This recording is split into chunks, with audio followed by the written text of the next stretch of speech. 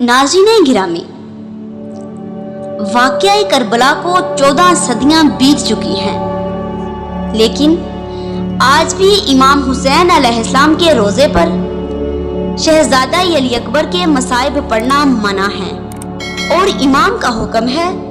कि जो भी ज़ाकिर, वाइज़, खतीब मेरे रोज़े पर मसाइब पढ़े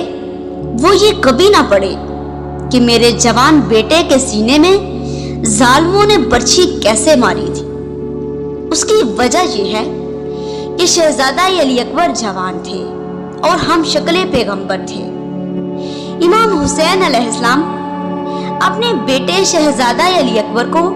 अपना बेटा समझकर इतना प्यार नहीं करते थे जितना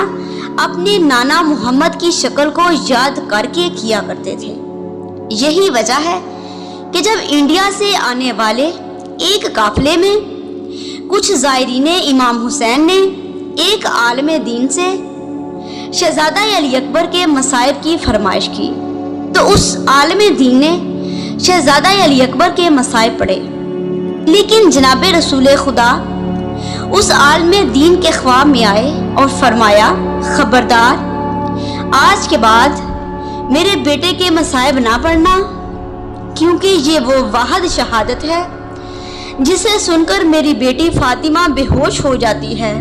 नाज़रीन गिरामी, इमाम महदी अलैहिस्सलाम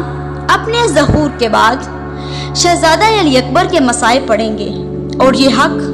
सिर्फ़ और सिर्फ इमाम महदी अलैहिस्सलाम को ही हासिल है।